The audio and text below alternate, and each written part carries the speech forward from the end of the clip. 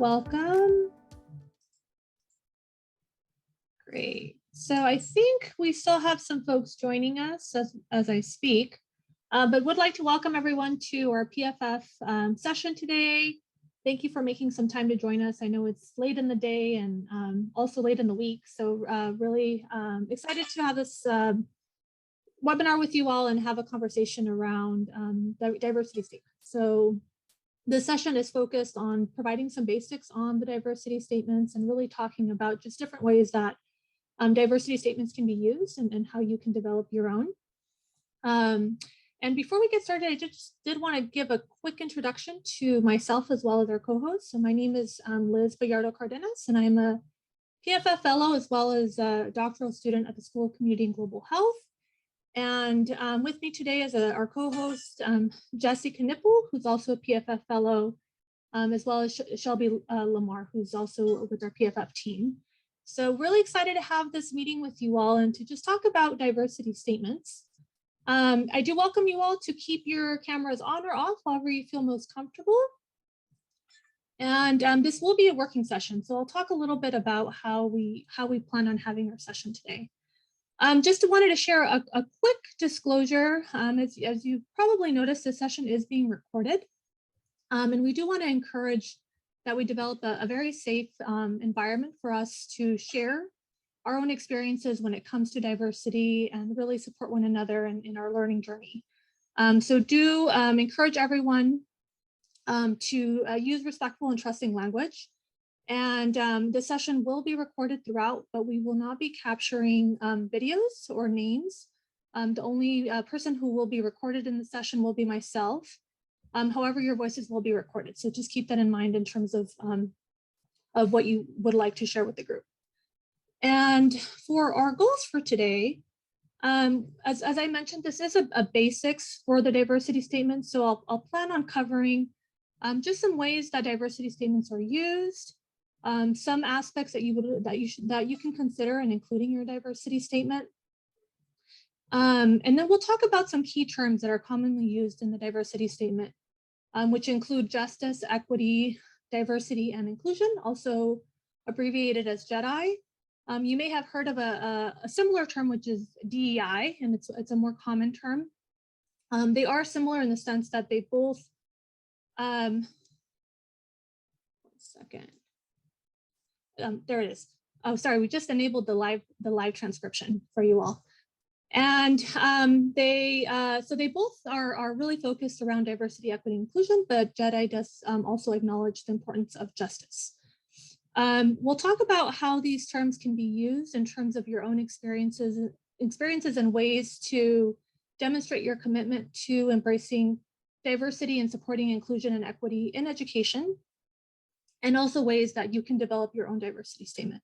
So I recognize that you all are probably in different stages of your diversity statement. Some of you may already have a diversity statement that you're currently just looking to further develop, further refine. Other of you may be just thinking about your diversity statement and currently do not have one. So this session is really meant for anyone, no matter where you are in your current development of your diversity statement. And Alejandro did have a question, which is a good question regarding our PowerPoint slides. So we will be posting the slides and the recording on our website. I think the slides are actually already posted. So Jessi, if you don't mind, if you could share a link to the slides in case folks would like to follow the slides as I present them. And we will have those slides available to you as well as a recording for the session today. So that's a good question. Before we get started, I did want to share kind of how we want to approach the session for today. So as I mentioned earlier, the goal for today is to really have this be a working session that you all can take with you and continue on after the session. So what we'll be using is a worksheet.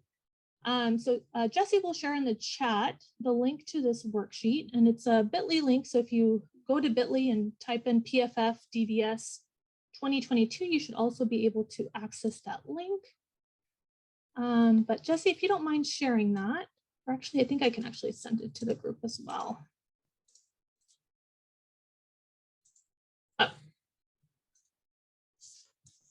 sorry about that. That's the wrong thing. No worries. I think I just sent it, Jessi. So it should be the second link. You all want to open up that link. Let us know if you have any issues opening that link in the chat. And as you're opening up that link, I did want to mention, so the document is supposed to be download only, but I believe you can actually still type in it. We weren't able to figure out why that's happening, but oh, Ashley says you don't have access. All right, Jessi is sending a new link, Ashley, so try that one and see if that one works for you. It says request access. That new link, that other link was the slides. I will grab the other link as well though. All right, and I think Shelby also is helping us tackle the link issue. So you sorry, all I also took the wrong link. So that's last one is the right one. Sorry. So we'll get this one right pretty soon. So let's try the last link that Shelby just sent. See if that one works for everyone. And you will have to download it. You can't edit it, so you need to download it to your own computer to be able to edit, I believe. Oh, perfect, Shelby. Thank you. So I'll let you all try out that link and hopefully that one works for everyone. And as you're opening that link, so the goal for this worksheet is to have a document that you can take some notes on. You're welcome to use a worksheet or just reference it. If you'd rather just write out your thoughts on a piece of paper, that's perfectly fine. Or also if you would just like to do some sketches, outlines of just some ideas. It's really a document that is meant for you to just use as an opportunity to reflect on your own experiences. So you're welcome to use this worksheet however you find most valuable. And as you look at this worksheet, the goal is to use this to prompt some ideas that you can eventually shape into a statement. If you're using the statement to apply for academic positions, our recommendation is to shape this into a 1 to 2 page essay. But if you're just starting and would like to just start drafting out your ideas, feel free to start wherever you would like. It doesn't have to be a full 1 to 2 pages, but it would be helpful and recommended for you all to just start drafting whatever ideas come to mind as we talk through the sections that we'll be going through for this worksheet. And then following that, and I'll talk a little bit at the end of the session, is to use this as a tool, as an exit ticket that you could carry with you for an appointment with our team to further discuss your ideas.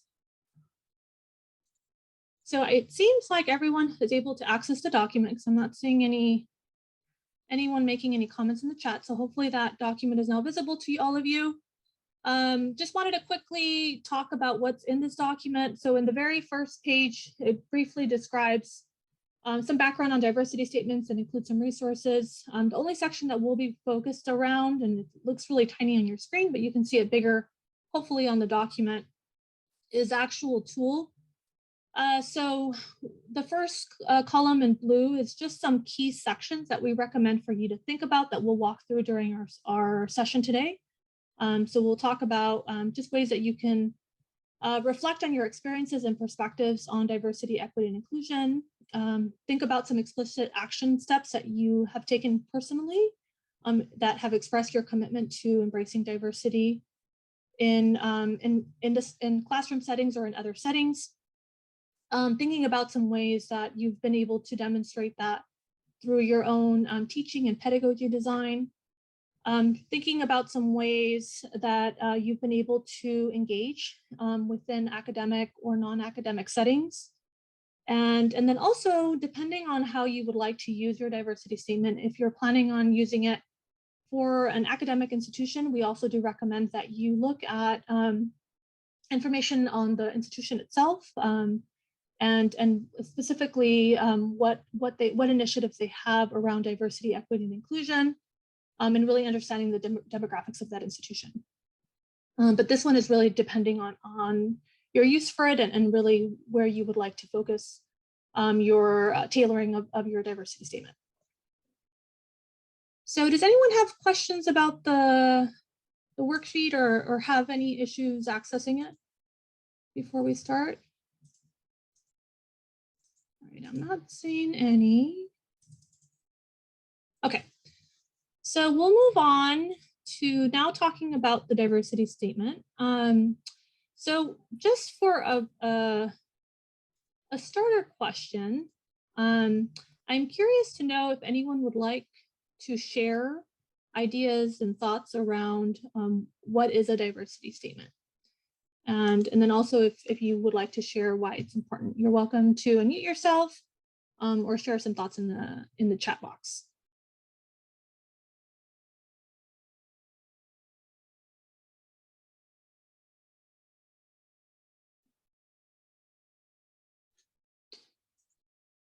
I'll let you all take a minute to think about that. You're welcome to share your thoughts in the chat, or if you'd like to unmute yourself.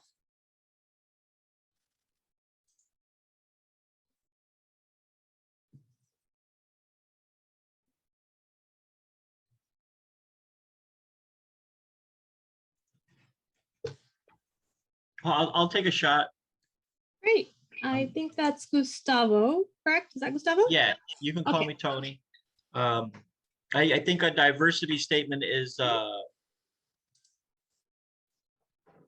almost like an update or conversation on your diversity journey, especially as, well, I think any person, but as an American, I think we've all had growth and interaction, and we just, and in a way it's affected how we see the world, how we see ourselves, and how is that involved in our career path.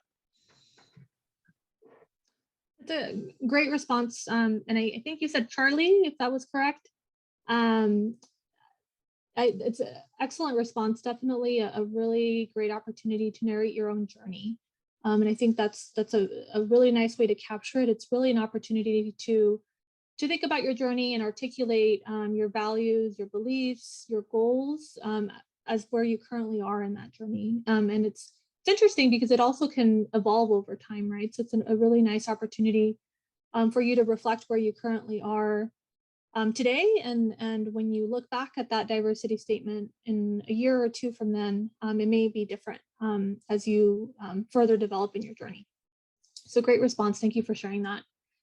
I also see a response from Cindy that she notes, or Cindy, to demonstrate what you have done to include diverse backgrounds and individuals to the workplace or education environments, which is great again. So diversity statements can be really tailored around both academic and non-academic environments. So they can be used in a lot of different ways. Any other thoughts before we move on? Hi, this is Debbie. I would just say that the diversity statement also it's unique to everyone, and it's also what you're pledging or committing to as part of your mission or your commitment to like fostering engagement and wherever in the workplace, wherever you go. Yeah, that's a great response, Debbie. Thank you for sharing that. It's definitely a great place to share your commitment and pledge as far as how you embrace and support diversity in the different ways that you function, either as an educator or as a leader in different fields. So thank you for sharing that. It's a great response. Okay, well, thank you all for sharing some ways that that we define diversity statements. I'll just quickly share why a diversity statement is important. And you all have already made some comments to some of these points. First and foremost, it is a way to present your position and approach to promoting inclusivity and equity within your practice, whether that's teaching or other forms of practice. It also demonstrates your awareness of current issues, and as Debbie put it, really kind of demonstrates your commitment and pledge to addressing current issues as it pertains to diversity and inclusivity and equity in education or other settings. It also is an opportunity to describe your past, current, or future engagement in promoting diversity, inclusion, and equity within different spaces that you function in. It could be your research, teaching, and other service areas. And it's a really great way to to share your position, or we call it positionality, and to share it transparently with others. So what's really nice about diversity statements is it can become a living document that you could actually not only share in applications and in interviews, but also you could share it virtually through your personal website or other ways to share it out with your students or other colleagues. So it's a really great way to demonstrate your position transparently and have a position when it comes to supporting diversity, equity, and inclusion and justice. And some ways that that you may need a diversity statement. So again, I recognize at CGU and kind of in our settings, we function in a lot of different spaces. Not everyone wants to go into academia. Some of you may already be in academia or in other positions. So what's nice about our diversity statement is that it can be used in a variety of different settings. It's mainly and traditionally used in academic settings, such as graduate admissions, fellowships, postdoctoral positions, faculty positions. But it's also increasingly used in non-faculty spaces.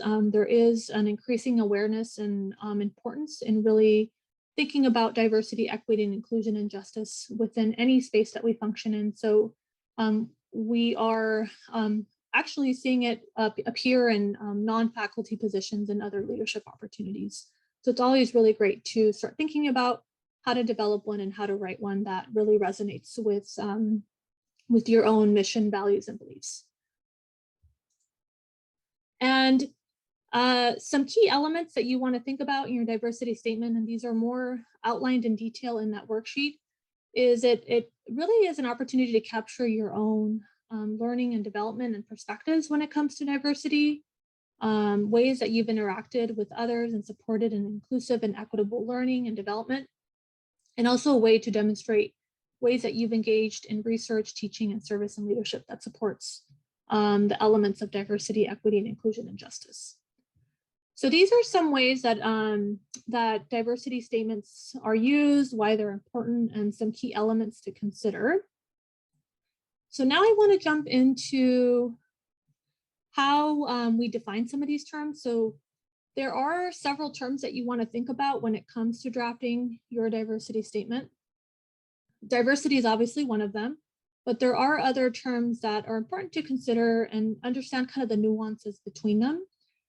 So diversity is, I'll start there, and obviously it's a little further down the list, but we did include it in the order of justice, equity, diversity, and inclusion for the term JEDI.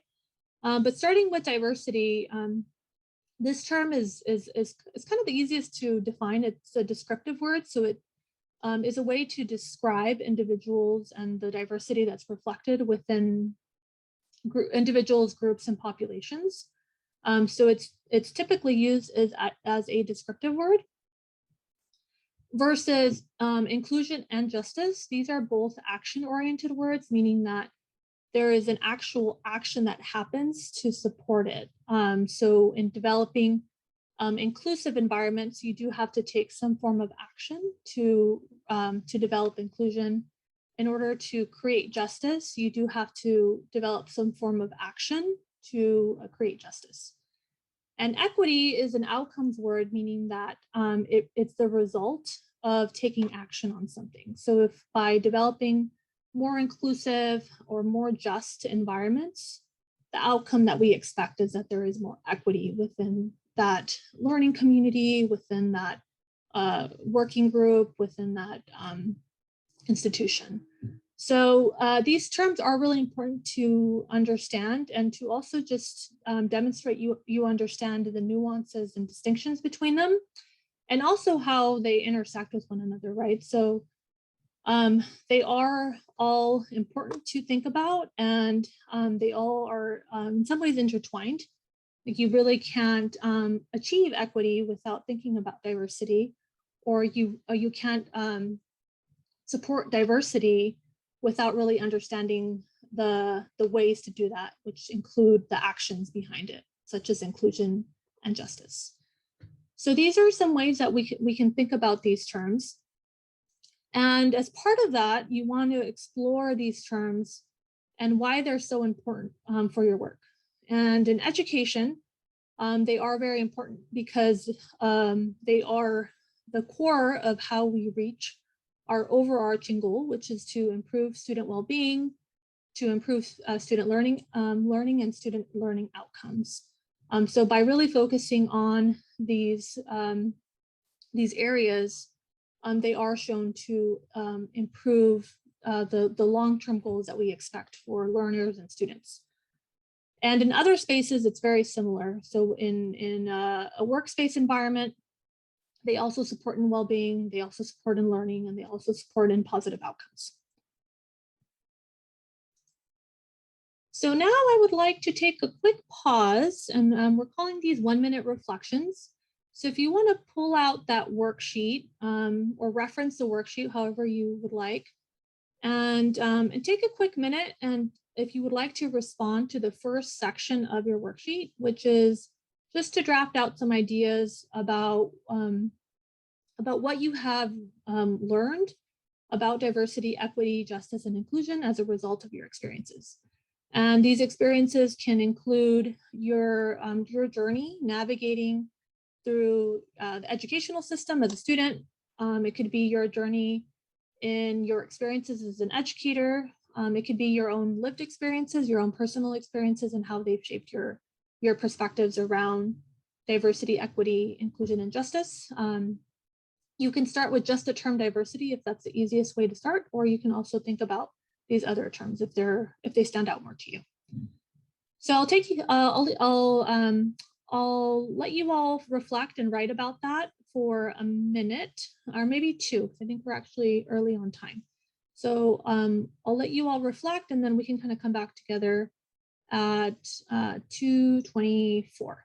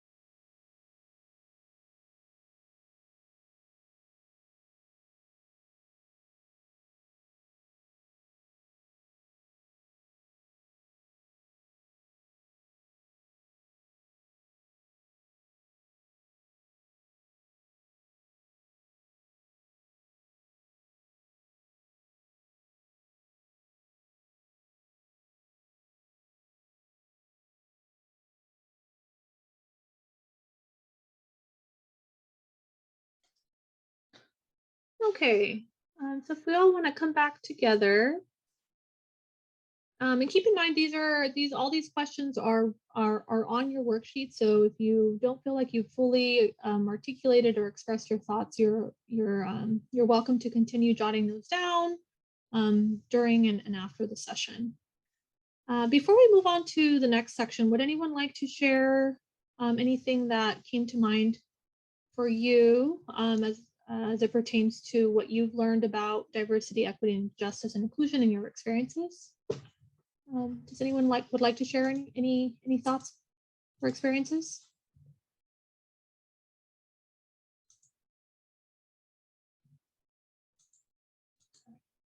I know this is a pretty deep question, so you don't have to share your thoughts, but you're welcome to share them in the chat if you would like, as we move along the session today. All right, so hope that was helpful. The next section so now we're going to just take a little bit of a deeper dive into each of those terms. So I shared with you all just the nuances and distinctions between justice, equity, diversity, and inclusion. I would like to talk a little bit about how you could really think about these terms and incorporate these terms into your diversity statement. So for diversity, as I mentioned, this is a descriptive word, so it's really focused on understanding the diversity of individuals and the multiple facets that make up identity. And it could be used in a lot of different contexts.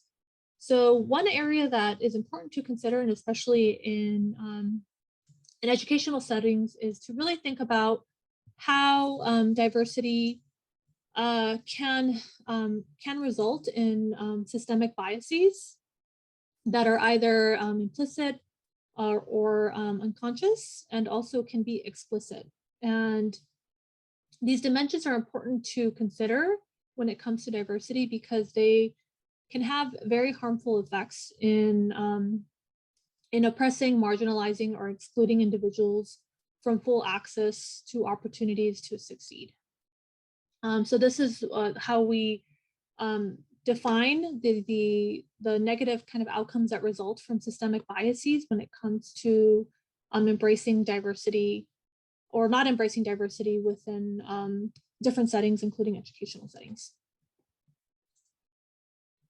And some of the most common understood biases that are not all inclusive, so there are others that are not listed here, but these are some examples that you want to consider as issues and as positions that you can take and pledges that you can take to address the importance and embrace importance of diversity in the different settings that you function in.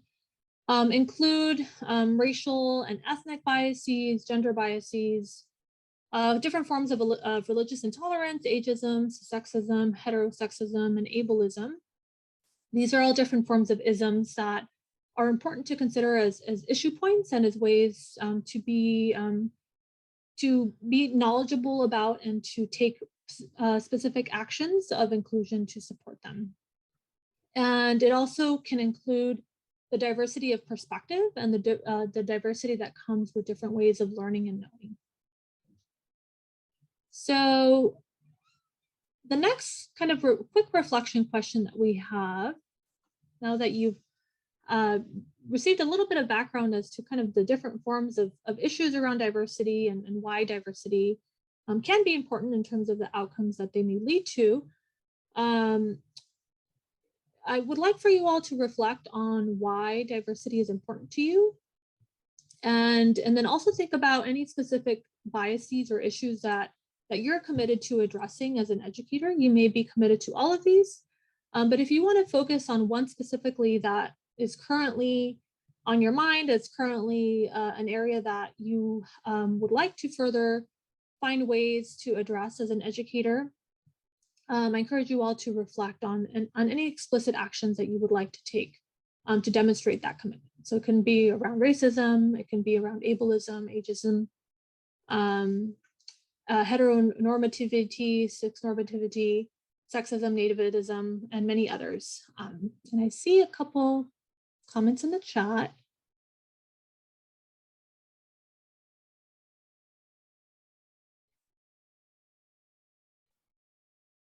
There was a question about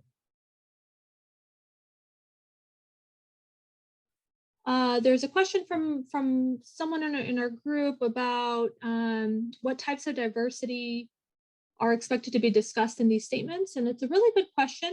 There is no expectation necessarily in the sense that there's just so many different forms of diversity. The importance is to recognize how diversity is reflected. And then if there is some forms of issues around diversity that you're currently have some explicit action towards or have some experiences around, then those are really great opportunities for you to further elaborate on in your diversity statement. So I hope that answers the question.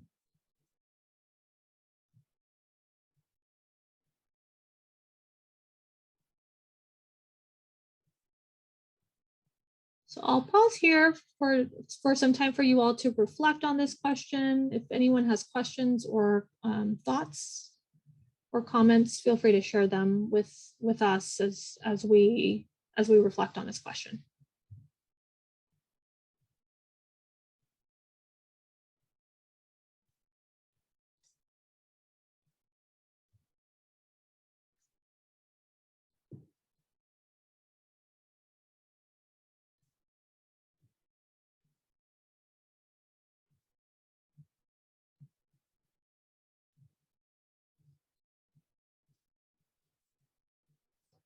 Right, I see a comment from Cindy reflecting on why diversity is important. Cindy notes it provides new perspectives on truths and opportunities to create a more just and equitable world. Great reflection, Cindy.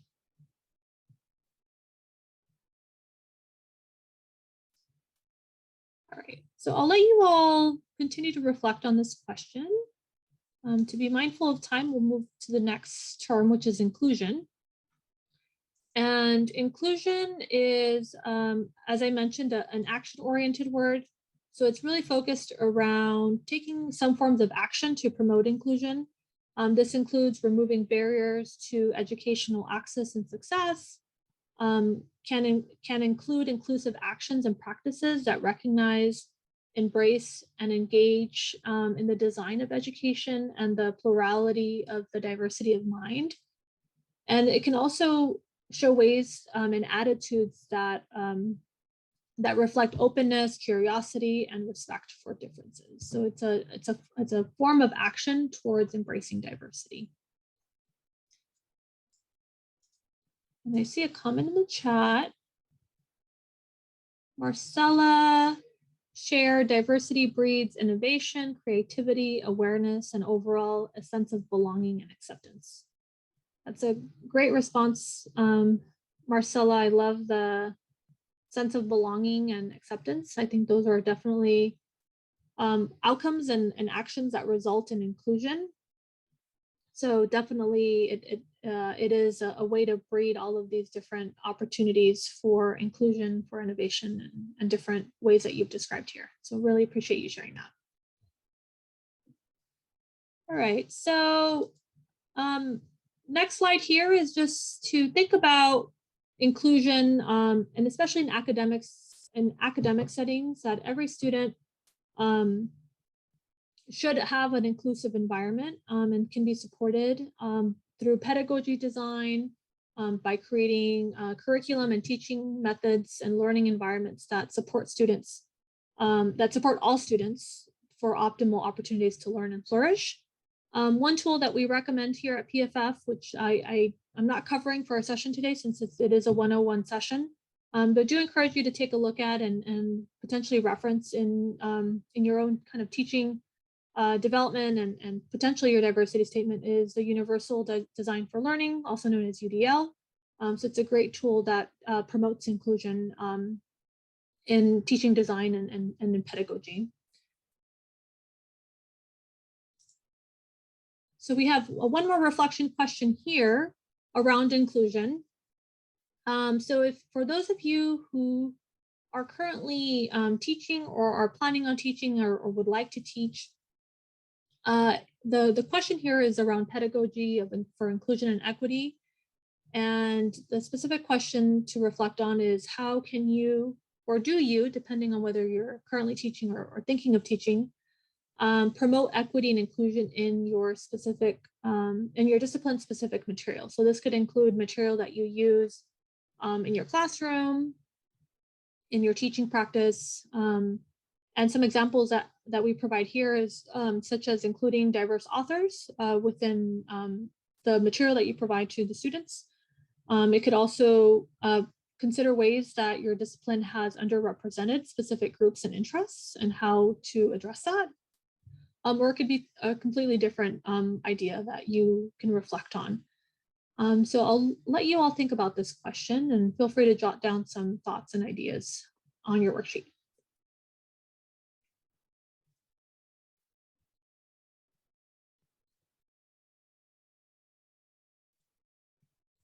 And if you have questions, feel free to share them in the chat as well.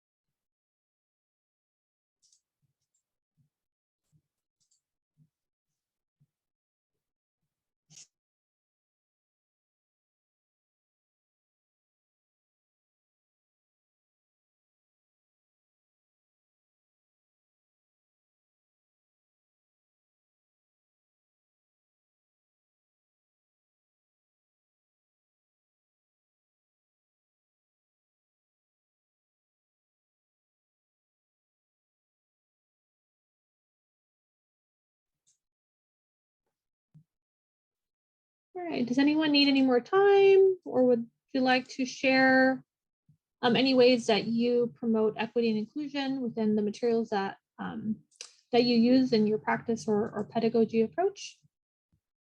Any thoughts anyone would like to share?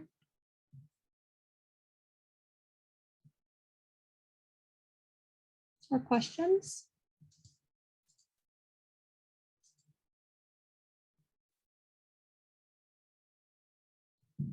Cindy mentions in the chat, including diverse speakers and historical discussions.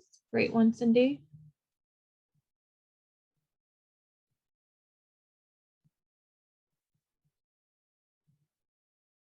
Any other thoughts from folks? All right, I'll let you all continue to reflect on that question. I would like to now just talk a little bit about justice. And as I mentioned, so you have probably heard of the term DEI, which is diversity, equity, and inclusion. Justice has been added on to this session to also think about the importance of justice in understanding diversity and including in your diversity, or as an option to including your diversity statement. And this term here is really focused on the goal and vision for social change, which includes addressing or readdressing histories of violence, inequality, trauma, and unjust treatment of groups. This can be groups that represent different forms of diversity, including sex and race and other forms that we've discussed. And it requires different approaches for enacting change. Some of the examples that you can do some further understanding and research around include restorative change, transformative change, and reparative change. And these are all different forms of social justice changes, and are really important to consider as we think about forms of oppression and forms of biases that students may be facing.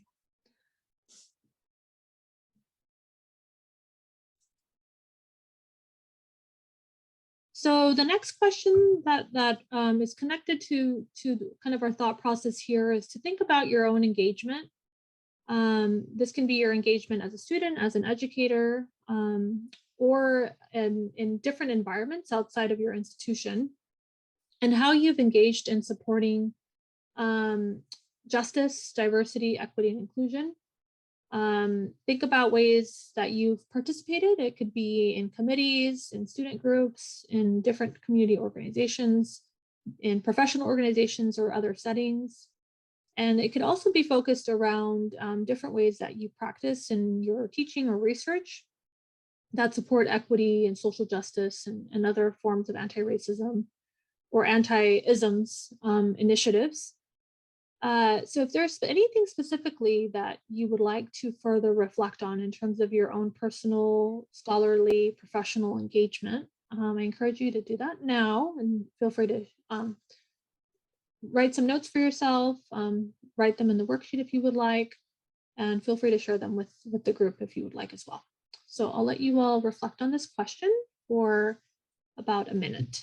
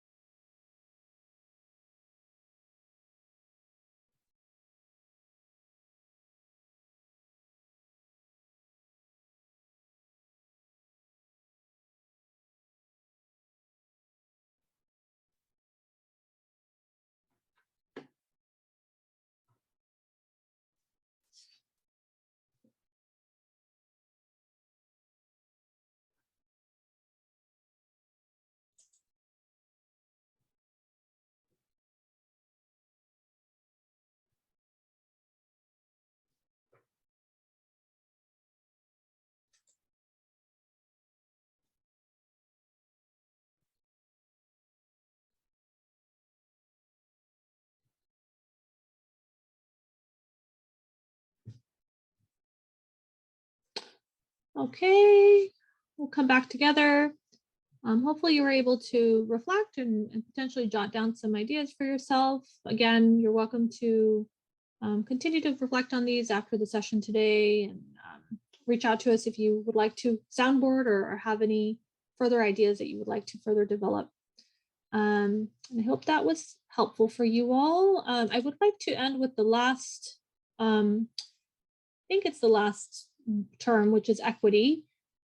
And equity, as I had mentioned, is an outcome-oriented word. So it's really focused on the result of removing barriers or developing inclusive practices that create access or an opportunity for a diverse range of individuals in any social space. So this can include learning environments, this can include work environments, or different spaces that people function and live in. So it's a really important term to think about as an important outcome that results from embracing diversity, supporting and inclusion and equity, and also supporting justice. And it demands that we first understand some of the barriers that that individuals from different diverse backgrounds face. And some of these barriers can be systemic barriers and ways to engage in actively creating ways to address them, and supporting engagement towards success. So does anyone have any questions around this term, or any other thoughts you would like to share?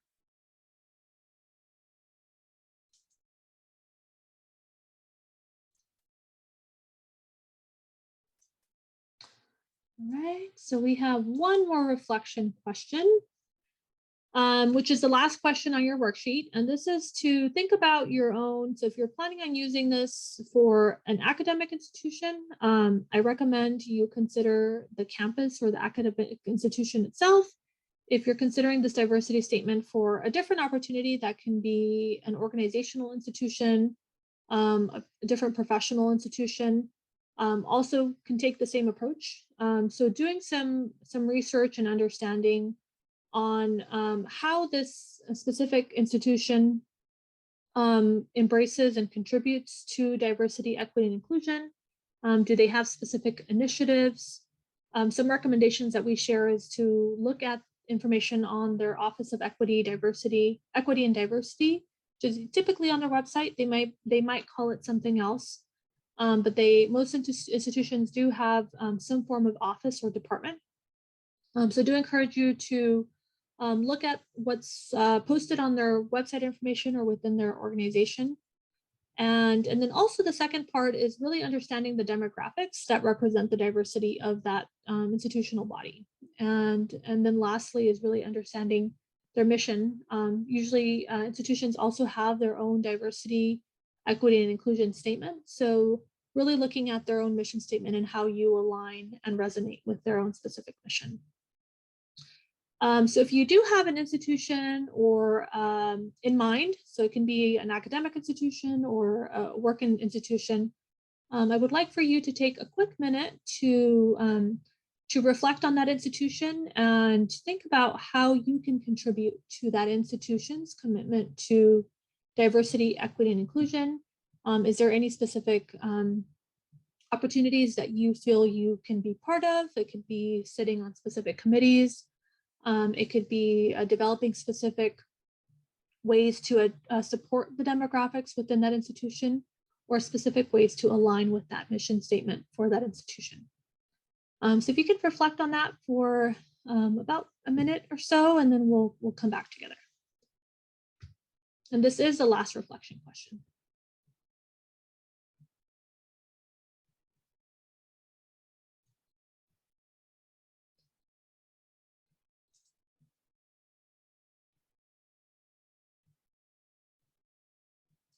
Oh, Ashley, thank you for your comment about the slides.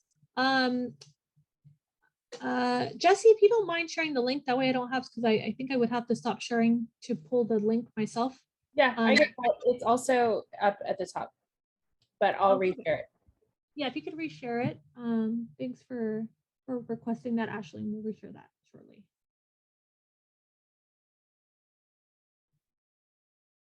No problem.